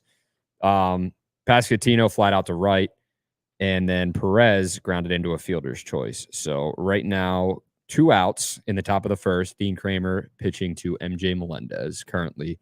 So there's runners on first and second. Hopefully Dean can get out of the inning unscathed, and the Orioles are good to go. So, Listen, no home runs in the first. That's all. no home runs in the first. That's all Birdland can ask for right now. What's that? It's not. I know they're not out of the inning yet. Well, the thing is, I did jinx, and I saw Ryan just say that right there. Rip jinx it. Gunnar had an error. So, you know, of course. And hey, I'll take the blame. Oh, the camera's not working. We're going to go back to Rocco. But this is an absolute disaster at times here. Rocco, I don't even know what to do with you. The camera's going out. It's when I join this show or come in. This is why I'm virtual half the time, because it's utter chaos half the time. So my apologies to everyone in the chat. It's my fault, except Joe. Cube, I am so sorry that I accidentally banned you. Cube is back, which is good. So I meant to put Joe in timeout, but you just so happened to be, I guess you commented after Joe, and I clicked your name instead. So Cube, it's all love here for me. All love here from us. Joe, on the other hand, not the case. So I do apologize for that. It will never happen again. Poorly executed April Fool's joke. Yeah, this was okay. We're back now. Holy shirts and pants. Thank you guys for staying with us on this. If you are still here, I don't blame you if you left. Never because noticed the thing. Oh man. Holy shirts and pants. We lost half of our viewership. Yep. Well, rightfully so. Rightfully so. Well, to our defense, the O's game just started. So everyone who is probably watching is going over. I agree. And in our defense, that was an absolute dumpster fire of about 5 to 10 minutes of what the hell was going on. It worked out, though. It worked out. And you know what worked out? Dean Kremer got out of it in the first inning. So we are all good. It's all dandy. You know, I think in this case, guys, we probably should just get out of here on that point. Because overall, great show. Mm-hmm. We appreciate everyone. If you're new to that channel, hit that like and subscribe button. And Kevin, you are appreciated. Locked on Ravens. And Cube, we appreciate you. Love that. Moved to the secondary monitor for the game. Couldn't miss the breakdown. So he's got the double screen right now. Hey, you know what's great? What's great is we're going to be able to edit that out. So all the stuff that happened, we're going to be able to just bang, chop it out. And actually what I'm going to do for the audio version, we're just going to act like that didn't happen. So you're only going to see the full stuff if you turn on to YouTube to see all the disaster. But we appreciate everything. We appreciate our whole group. Guys, is there anything else that you would like to add before we get out of here, Zach? I mean, there I am. There we go. Just type for Dean. No first inning home run. Pascatino came close. Yeah. I'm not gonna lie. Yep. I was watching as you were going down and just doing the breakdown, and I saw like the little whatever animation and the ball soaring, and I was like, don't get out, don't get out, don't get out. That's the worst. I was like, please don't get out. Trajectory looked like it was Oh, going. it looks like it was gone. Yeah. Yeah, I know. I honestly, and you know what Dean would have thought? Dean would have been like, of course. And I even told Dean on opening day, and when the media was open, I went in there. I go, so are we avoiding the first innings this year? He's like, oh, I hope so. I'm praying it is. But you know what? It's the first inning so far. Dean's out of it. Should be exciting. I'm sorry, Gunnar. Put that on me, man. You made the error, not because that you physically made the error. It's on me. Blame me. It's on me. It doesn't change how I feel about you. You're still a stud. You're still the guy that should be playing shortstop for the Baltimore Orioles. But we will be back again on Thursday. Have a couple other guests lined up. I thought our guests tonight were fantastic. So thanks again to Barstool RDT with Exit 52 Podcast. He's on X. You probably see him a lot if you're on Orioles Twitter. Kyle Corwin with the 3-0 take, and he's at Kyle Corwin Takes, and he is a friend of the show. He's going to be back on, him and his partner on 3-0 take, Nate, Yankees fan. They're going to give us some great insight with the Red Sox and Yankees. Are you okay, Zach? Rocco has managed to get the entire microphone off the stand right here by trying to fix it. If you want to pan to him, how did this? I've been holding it for the last 3 minutes. Oh my goodness! Way to pay attention to detail there. E Rocco is right, Joe. E Rocco is right. What does that mean? It means error. Oh. What does that mean? You're a jokester, man. Oh, goodness. It's like, I'm used to hearing E9 or E6 or Rocco. E4 and then my name next to it. Unbelievable. On that note, let's get out of here. So for everyone on the show here, we have at Zach Bollinger 18, at Rocco DeSangro, behind the there he is, at Own the Chaos is Brad, and I'm Ryan Ripken. Cue the music. Oh, sugar.